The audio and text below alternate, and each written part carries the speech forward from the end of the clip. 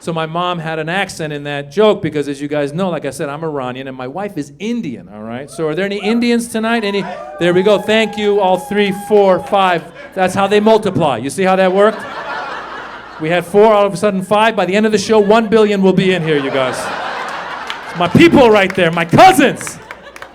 So guys, check this out. I'm Iranian, my wife's Indian. All right, now I got a theory. Who else here is in a mixed relationship? There you go. What's the mix? What do we got? Black and white. Thank you very much, sir. He looked at me like I'm so stupid. He goes, asshole, black, white.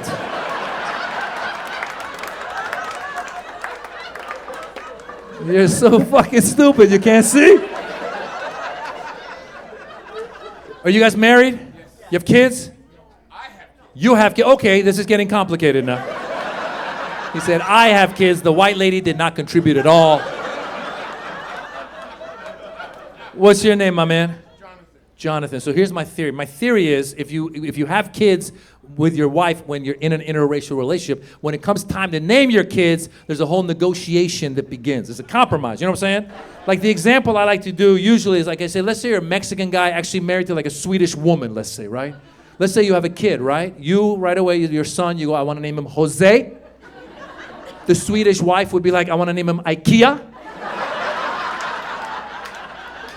They compromise, Hoskia. You see how that works? So when my son was born, I went to my Indian wife out the gate. I started with a nice Persian Muslim name right out the gate. Went to my wife, my Indian wife. I go, hey, how about Mahmoud? That's strong, right? She came back. It was a negotiation. She comes back. She goes, how about go fuck yourself?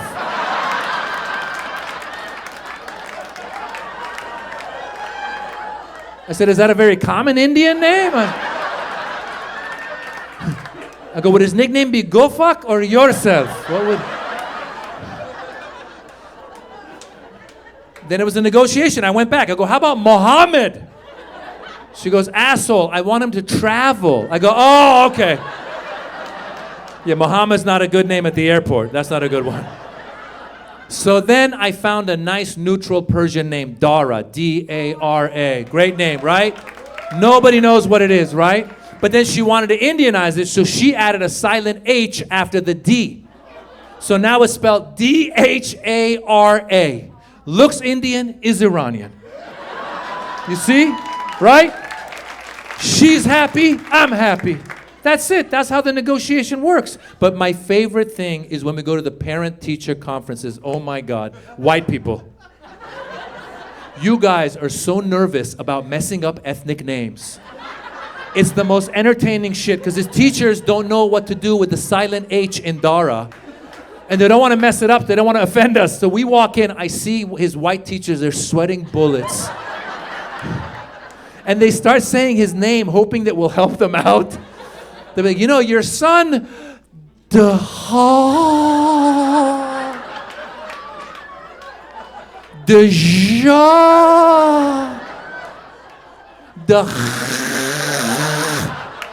go, there's no cha. Where'd you see the cha? The H is silent.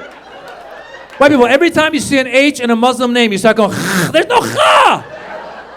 I told her, relax. I did the H for my Indian wife. I wanted Mohammed. She goes, you mean Mohammed? There's no cha.